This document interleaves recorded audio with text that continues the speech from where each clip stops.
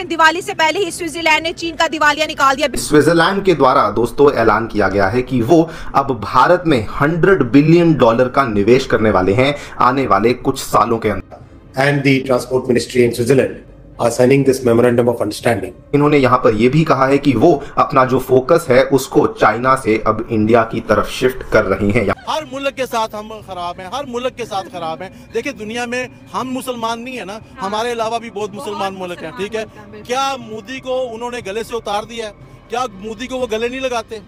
उनको नहीं पता ये भी हिंदू है। उनको देखिए जहाँ हमारा खाना काबा है, जहाँ हमारा मदीना है, मक्का मदीना है, जहाँ इस्लाम शुरू हुआ है, वो मुल्क जब मोदी को गले लगा रहे हैं। यहाँ पर भी आप देख पाएंगे वेस्टर्न न्यूज मीडिया के द्वारा भी कवर किया गया है। Switzerland companies set sights on India as $100 billion trade pact promises more opportunities. आपको याद करवा दूं, ये वही वाला ट्रेड पैक्ट है दोस्तों जो एक जाने पड़ोसियों के ऊपर जो है पैसे की बारिश है, डॉलर की बारिश है, कहते हैं ना, ऊपर वाला जब भी देता छप्पड़ पाड़ के। जर्मनी को हमने देखा, स्पेन को देखा और अब स्विट्जरलैंड भी लाइन में लग रहा है। दूसरी जानिब शहबाज शरीफ साहब आज रियाद पहुंच चुके हैं, वहां पर फ्यूचर इन्वेस्टमेंट समिट हो रहा है और जहां पर हमारी लीडरशिप सऊदी अरब से मिन्नतें करती दिखाई दे रही है कि काइंडली पाकिस्तान के अंदर इन्वेस्टमेंट करे। हमारे ऊपर कोई ट्रस्ट करने को तैयार नहीं, IMF कर्जा देने को तैयार नहीं, सऊदी अरब यहाँ पर पैसा भेजने को तैयार नहीं। लेकिन इंडिया की बात करें तो हर डील $100 बिलियन से वहां पे स्टार्ट होती दिखाई दे रही है। हिंदुस्तान ने नफरतें तो खत्म की हैं, वो दुश्मन के सामने भी जाके ऐसे खड़े हो जाते हैं, ठीक है, उसको सलाम करते हैं, नमस्ते करते हैं, तो दुश्मन भी ठंडा हो जाता है। हेलो दोस्तों, सभी को राम राम।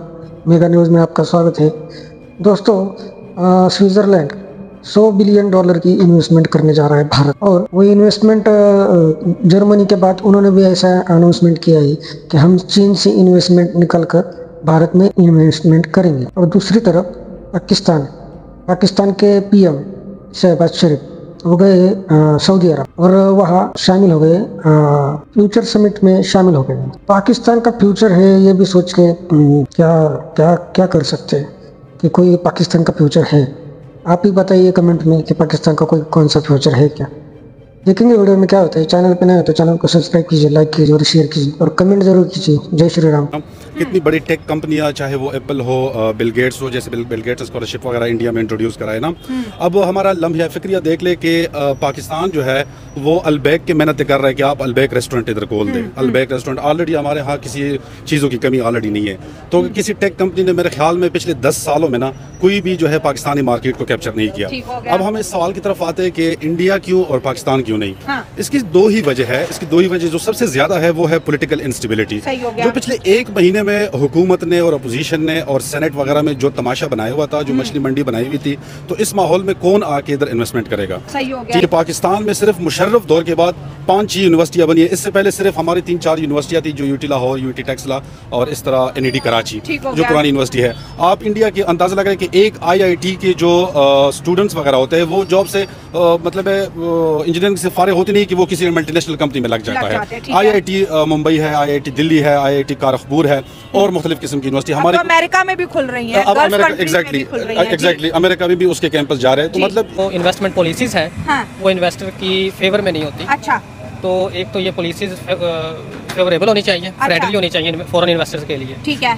तो तीसरी जो वजूहात है, जो मेन है, इधर जो टैक्सेस हैं, जो बाहर की जो इन्वेस्टर्स आते हैं उन पे हैवी टैक्सेस जो है वो लगते हैं, जिसकी वजह से वो अपना इधर इनिशिएटिव नहीं लेते, कोई बिजनेस नहीं स्टार्ट करते। अगर हम पीस की बात करें तो इन्वेस्टर पीस एंड सिक्योरिटी भी एक बहुत बड़ी वजूहात है। जैसे कि पिछले चंद दिनों में वो चाइनीज जो है वो उन पे अटैक हुआ, वो तो ये एक बहुत बड़ा थ्रेट है। तो फॉरेन जो है वो नहीं इधर को मूव करते, क्योंकि उनके बहुत सारे इंजीनियर्स होते हैं जो बहुत अच्छे खासे होते हैं, मतलब वो इधर नहीं आते, उन्हें जान का खतरा होता है। तो ये बहुत बड़ी वजूहात है। तो इंडिया के अंदर क्यों शिफ्ट हो रहे हैं? सब ही शिफ्ट हो रहे हैं। एक तो बहुत बड़ी वो इकोनॉमी है, मार्केट है। दूसरा उधर की जो गवर्नमेंट है वो स्टेबल है, वो स्टेबल है। वो वहाँ पे कोई ऐसी अनस्टेबिलिटी नहीं कि मतलब 2 साल बाद फिर इलेक्शन हो जाए या फिर वो असम्बलियाँ तोड़ दी जाएं। तो एक तो उनमें एक किस्म की कह लें कि वतन के लिए कह लें कि मोहब्बत भी है, वो अपने वतन का ज़्यादा सोचते हैं। वो ऐसी कोई पॉलिसी या कोई ऐसा वो इकदाम नहीं उठाते जिससे वो सबका वो नुकसान हो। ठीक है, लेकिन दूसरी दफा अगर मोदी साहब की बात करें, एक अच्छे वजीर आजम का होना मुल्क के लिए किसी नेमत से कम नहीं है। मोदी साहब देखिए 10 साल तक हम हुकूमत कर चुके हैं, अगले 5 साल फिर उनको हुकूमत दी गई। इन 10 सालों में 1 रुपए का भी करप्शन का केस उन पे नहीं आएगा। जिसका लीडर ईमानदार होगा तो इन्वेस्टर भी सोचेगा ना, अगर मैं 100 बिलियन लेके आ रहा हूँ तो मेरा 100 बिलियन खाया जाएगा नहीं, बल्कि 100 बिलियन से मेरा 200 बिलियन हो जाएगा। चोर भी तो नहीं है ना, हमारी तो पूरी दुनिया में मशहूरी चोर के नाम से हुई। बिल्कुल, ये बात बहुत अच्छी की आपने। सबसे पहले तो लीडर में ना वो एक होनी चाहिए कि वो लीडरशिप क्वालिटी होनी चाहिए। वो जो है वो मतलब उनमें करप्शन नहीं है। ठीक है, मेन लेवल पे थोड़ी बहुत हो भी हर मुल्क में होती है, लेकिन जो उनके जो टॉप लीडरशिप है वो बहुत करप्ट नहीं है। इसी वजह से वो तीसरी दफा भी जीत के फिर आ गया, बार वो आ रहा है। तो डेमोक्रेटिकली वो एक मजबूत स्टेट है, सही है, और वो अपने मुल्क के लिए बहुत सारे प्रॉस्पेरिटी की तरफ वो बढ़ रहे हैं आगे। ठीक हो गया। ऑन द अदर हैंड हमारे पाकिस्तान में जो चंद बड़े शहर हैं जहाँ पे कुछ इस तरह के डेवलपमेंट्स के जो प्रोजेक्ट नज़र आ रहे हैं, बाकी जो बैकवर्ड एरियाज हैं या कोई सर हम तो अभी बहुत पीछे हैं। हमारा तो अभी बाथरूम के मसले नहीं है, टॉयलेट के मसले नहीं खत्म हो रहे, साफ पानी के मसले खत्म नहीं हो रहे। आज शहबाज शरीफ रियाद पहुंच चुके हैं, सऊदी अरब पहुंच गया फ्यूचर इन्वेस्टमेंट समिट के अंदर। फ्यूचर इन्वेस्टमेंट भाई हम दुनिया को कह रहे हैं कि पाकिस्तान के अंदर इन्वेस्ट करो। सऊदी अरब के मिन्नतें करेंगे, पहले हमें कह रहे थे कि $10 बिलियन की इन्वेस्टमेंट करेंगे। बहुत अच्छी की है हमारी जो लीडर्स हैं, इनके पास एक एजेंडा होना चाहिए, ऐसा मैंडेट होना चाहिए जो इंटरनेशनल लेवल पे लोगों को कन्विंस कर सके। हमें बड़े बड़े ख्वाब दिखा रहे हैं, सऊदी ने $10 बिलियन लगा दिया तो फलाने मुल्क में आता कुछ भी नहीं है। हमारे मुल्क की इंडस्ट्री जो स्ट्रॉन्ग हो, इसमें हमारे मुल्क में खुराक की बहुत कमी। आटा तो तकरीबन आटे से निकले, सही बात है। आटा और बहुत सारी महंगाई की वजह से आवाम परेशान है। तो ये इसी वजह से है कि क्योंकि हमारे मुल्क में जो एक तो ये क्या स्टॉक कर लेते हैं चीज़ें। इनको नहीं कह रहे हैं कि पाकिस्तान के अंदर इन्वेस्टमेंट करें, पहले अपना पैसा तो लेकर से ही। एक प्रोफेसर पूछ रहे थे कि आपके मुल्क में खजाना तो है नहीं, आपने वजीर खजाना क्यों अपॉइंट किया हुआ है? हाँ, ये बात तो है, लेकिन जो भी है खजाना खाली हो जो रखना तो पड़ेगा। खाली है तो वजीर खजाना क्या कर रहे हैं? ये तो है। अच्छा, इंडिया ने भी कोई इस तरह मतलब जादू की छड़ी नहीं चलाई थी। इसके पीछे देखिए ना, वर्ल्ड कहता है कि 7% से ये मुल्क ग्रो करेगा, चाइना भी नहीं ग्रो कर रहा, इंडिया ग्रो करेगा तो तभी तो सारे के सारे लोग जा रहे हैं। अमन वाला मुल्क है, कामयाब है, स्किलफुल वर्कर है, एजुकेशन है, लोड शेडिंग वहाँ नहीं है, बम धमाके वहाँ नहीं है, एक सियासतदान दूसरे सियासतदान का गिरेबान नहीं खेलता, तो कहीं ना कहीं गुडविल भी तो काम आती है ना। गुडविल ये तो मैंने आपको बता दिया कि ये फ़र्क भी है उसकी माइंडसेट में और हमारे माइंडसेट में।